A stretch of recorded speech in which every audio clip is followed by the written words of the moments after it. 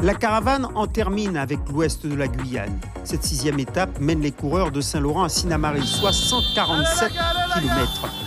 À venir, des bosses sur les 50 premiers kilomètres et pour finir, du vent de face sur la dernière partie du trajet.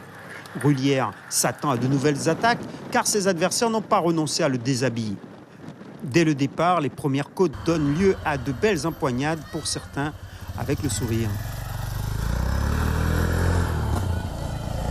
Pour le peloton, c'est plus sérieux, comme ici sur le premier point chaud remporté par Rago devant Sanyeboy, Bido et Elman.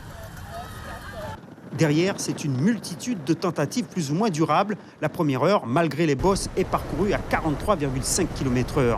Le maillot jaune ne ménage pas ses efforts en contrôlant seul les attaques de ses adversaires, comme ici avec Karen. Et ce, jusqu'au deuxième point chaud, soit à 70 km de l'arrivée, Patrice Ringuet, à la faveur d'un regroupement, donne vie à une nouvelle échappée. Il est avec Nicolas Labat de la SCG et l'insatiable allemand Elman. Ils sont rejoints par 5 autres coureurs, Arcade, Dantin, Lutin, Maucourt et Maurice Buzard. Derrière, Melvin Rullière est à l'arrêt, victime d'une crevaison, mais il va revenir très vite dans le peloton. Le temps pour lui de constater que les adversaires sont plus que jamais décidés à le déposséder de sa tunique de leader. Un nouveau groupe sort du peloton. Il y a là pas moins de 4 Guadeloupéens, Sablon, Alidor, Barolin et Ramotte en compagnie de Florimond le Martiniquais et Luis Medina de la CDS, heureux d'avoir pris ce qui paraît être le bon coup du jour. Juste avant Irakubo, soit une quarantaine de kilomètres de l'arrivée, c'est la jonction entre les fuyards. Ils sont 13 coureurs, dont 2 Guyanais, 2 Martiniquais et 5 Guadeloupéens, entre autres. Pour la Guadeloupe, seul Karen manque à l'appel. Il y a urgence pour Rullière. Il n'hésite pas à passer son bleu de chauffe pour réduire l'écart. Face au vent, l'échappée s'essouffle, le peloton met fin à tout cela à 4 km de l'arrivée. Malgré le panache d'Elman, le final sera groupé. La victoire tend les bras à Alexis Carlin de Torigny. Mais Rullière, sprinter dans l'âme, n'a pas de pitié. Fait rare, il s'en va régler tout le monde et montrer qu'un maillot jaune peut aussi contrôler, sprinter et gagner une étape sans oublier de se distraire l'après-midi. Vous allez faire un peu de pirogue, c'est ça? Un peu de kayak? On nous a prévu ça à l'hôtel, donc on voulait déjà en faire il y a 2 jours, mais c'était trop tard et on va voir aujourd'hui si c'est toujours d'actualité. On ira faire mais vraiment un tout petit tour, pas longtemps, et puis histoire de se vider un petit peu la tête. Mais voilà, l'équipe de Torigny qui a aidé à la chasse n'apprécie pas. Et cela aura son importance pour la suite.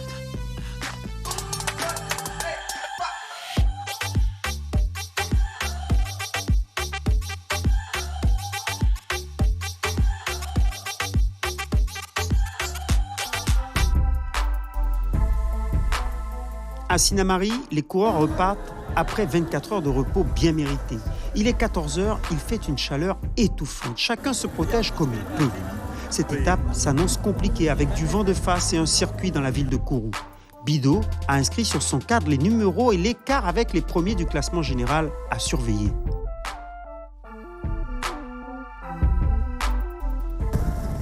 Sur les premières bosses du parcours de 148 km, la Guyane et les Britanniques sont à l'attaque.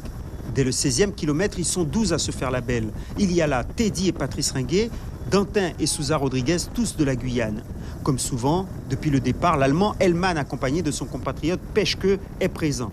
Bertels, le Belge, Van Rielouwe, le Britannique, Denara, le Martiniquais, Ince, le Sinnamarien, Chauvin, le Kouroussien et Nieves de la SCG.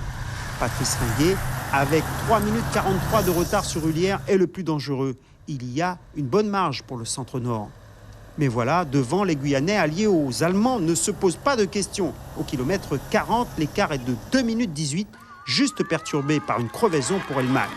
Le groupe au passage du rond-point café symbolisant l'entrée de Kourou compte 3 minutes 30 d'avance sur un peloton où les Martiniquais sont venus à la rescousse du centre-nord. Contrairement à la veille, les coureurs de Torigny ont changé de camp. Ils sont attaquants sur Matiti. Avec le vent de face, ils tentent une bordure.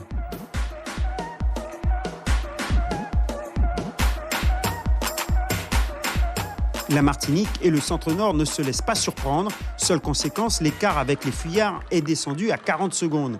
Dans les artères de la ville de Kourou, l'échappée doit négocier 8 ronds-points sur le circuit. le retard du peloton continue à descendre. Ils ne sont plus que 9 devant. Chauvin, Ins et Sousa Rodriguez ont été lâchés. Au kilomètre 120, stupeur dans le peloton. Michael Laurent, Cyril Borde et Boris Carène, respectivement 2e, 3e et 4e du général, sont partis au nez et à la barbe de Rullière, épuisés par la chasse. Très vite, ils distancent le leader. Le maillot jaune est englué dans le peloton. Il vit un véritable cauchemar. Tous ses adversaires l'ont lâché. De plus, Denara se laisse décrocher du groupe de tête. L'opération remontée est enclenchée pour Carène et Laurent. Malheureusement, ils perdent un gros soutien. Borde, victime d'ennuis mécaniques, voit s'envoler ses chances au classement du meilleur jeune. Denara ne tarde pas, lui aussi, à passer à la trappe, épuisé. Carène sait qu'il faut enfoncer le clou. Mécontent du rythme de Michael Laurent, il tente de le lâcher. Mais sans succès. Les deux hommes ne rattraperont pas l'échappée qui aura tenu tout le monde en respect pendant 132 km. Teddy et Patrice Ringuet, tout comme Hellman, réalisent le gros coup de la journée. Le Belge de l'équipe britannique Seppe Van Hillue remporte l'étape. Boris Carène passe avec 1 minute 46 d'avance sur Rullière, alors que Michael Laurent arrive à 1 minute 38. Cela suffit pour endosser le maillot jaune.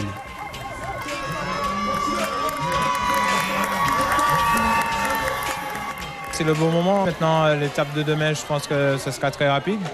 Maintenant, on a une bonne équipe. Je pense qu'on va essayer de gérer au mieux. Et puis après, ce sera le juge de paix, le contre-la-montre. Et je pense que je vais tout donner jusqu'à dimanche. À 48 heures de l'arrivée, voilà le tour complètement relancé. 6 coureurs sont de nouveau prétendants à la victoire finale.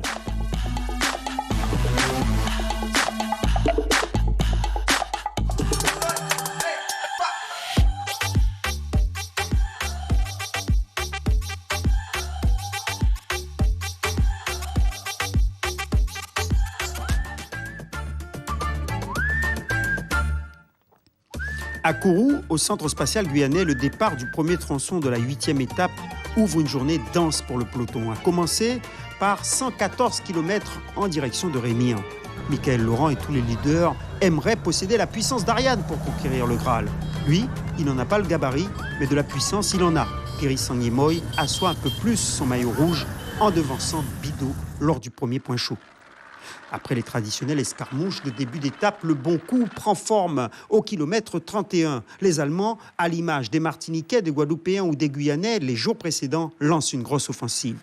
Il y a là, bien sûr, Hellman en maillot orange, avec lui ses coéquipiers Kruszewski, Peschke et Echterman. Le Britannique Renwick a flairé le bon coup, tout comme Borde de la Vendée, Poney de l'USL Montjoly, Alidor de la Guadeloupe, Martinez de la CDS, Nieves de la SCG, Sousa Rodriguez de la Guyane, Bidot du Centre-Nord et Sangyemoy de l'Espoir Cycliste, toujours aux prises pour le classement des sprints intermédiaires, font partie également de cette échappée de 13 coureurs. Hellman est le plus dangereux au général, à 2,18 de Michael Laurent, mais à 1 seconde seulement de la 4e place de Teddy Ringuet. Autre élément perturbateur, Borde, 2e du classement des jeunes, à 1,25 de Salmon. On insiste à une belle poursuite entre les deux groupes. La Martinique ne se bat pas seule, elle bénéficie d'alliés de circonstance. La sélection de Guyane doit protéger la place de Teddy Ringuet et l'équipe de Torigny doit préserver le maillot rose de Salmon. Reste l'autre duel entre Sangyemoy et Bidot pour le maillot rouge. Sur le Morne-au-Canard, le coureur de l'Espoir Cycliste l'emporte après avoir perdu le 2e point chaud. Il se redonne un peu d'air en tête du classement. L'écart à l'entrée de la RN2 au kilomètre 90 est de 1 minute 48. Hellman inquiète de plus en plus les autres coureurs bien classés au général, Carène et Rullière. Conséquence, le Centre-Nord vient apporter son aide au peloton, tout comme Patrice de Naïs-Kondo, qui démontre qu'il n'a pas la mémoire courte quand il s'agit de solidarité guyanaise. Conséquence, à 10 km de l'arrivée, il n'y a plus qu'une minute d'écart. L'échappée ira à son terme.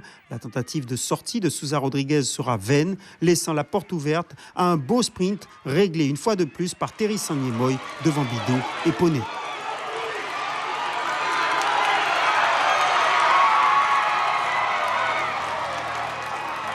Le peloton coupe la ligne avec 49 secondes de retard. Seule victime de ce coup, Teddy Ringuet, qui perd une place avant le contre-la-montre de l'après-midi.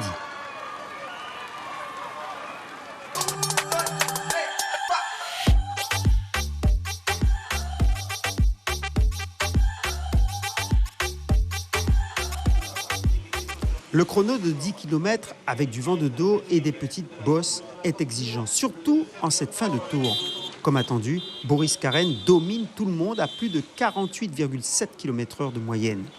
Malgré tout, cela ne lui permet pas de refaire son retard sur Michael Laurent. Le Martiniquais, comme il l'avait dit, est transcendé par la tunique jaune. Il termine avec 46 secondes de retard sur Karen, préservant pour 35 petites secondes sa place de leader. Melvin Rullière sauve sa deuxième place au général en conservant une petite seconde d'avance sur Boris Karen. Il est désormais à 34 secondes de Michael Laurent. Derrière ce trio, Teddy Ringuet, pour 25 secondes, reste à la 5e place, devancé par Hellman. À noter sur l'exercice la 3e place de Larry Lutin et la 6e de Loïc John. J'ai tout donné parce qu'il fallait que je démontre que j'avais les jambes. Et l'équipe, ce matin, ils ont tout donné pour moi. Maintenant, avec l'équipe, on verra comment récupérer pour demain. C'est vrai que c'est des secondes près, mais je pense que la course sera très difficile parce qu'il n'y a pas que les premiers, le deuxième et le troisième, il y a ceux qui sont derrière. Maintenant, on va voir comment gérer avec l'équipe ce soir, bien dormir, bien récupérer et puis à la bataille pour demain. À 24 heures du dénouement, la dernière étape s'annonce très ouverte.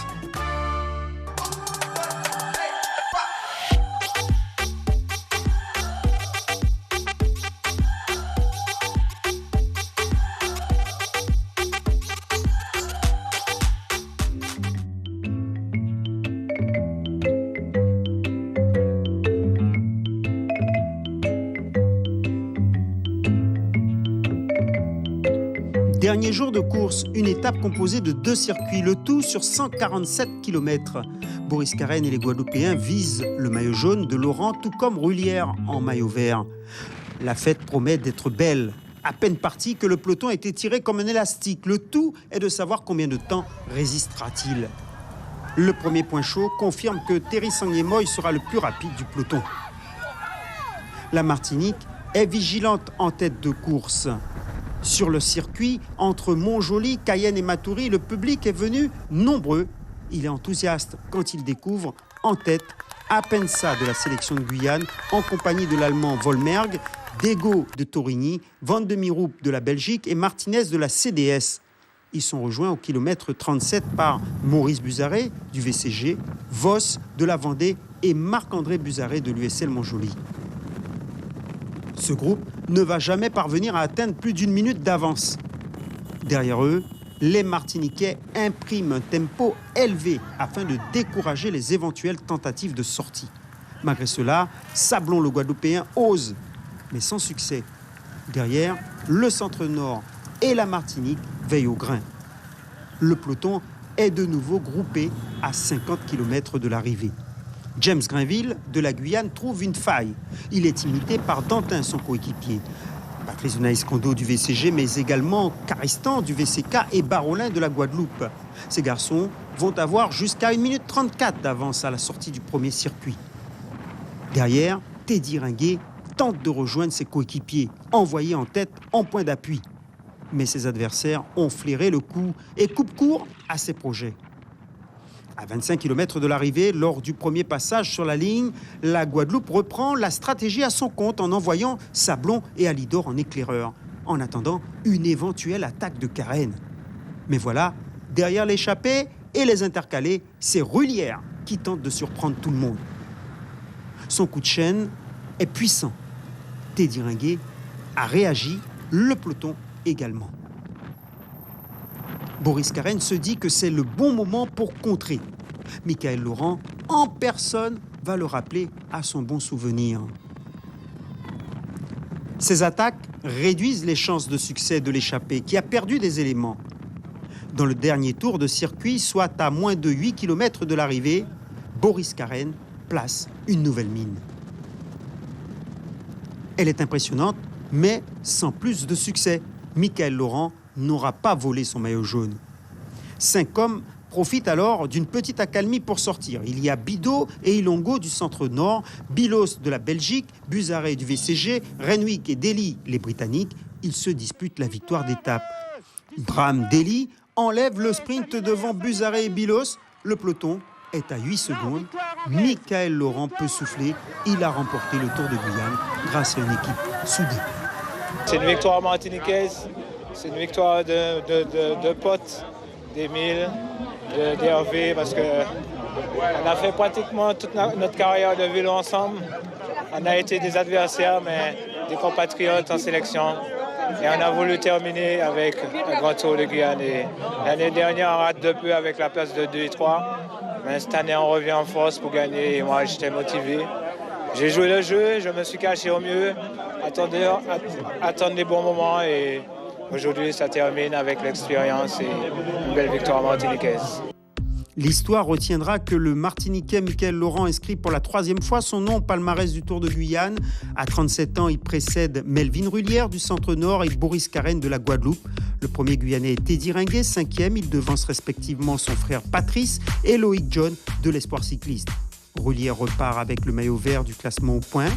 Terry Sangyemoy de l'Espoir cycliste gagne le maillot rouge des sprints intermédiaires et le bleu de la combativité. Julian Hellmann, l'Allemand, 4e du général, domine le classement du combiné symbolisé par le maillot orange.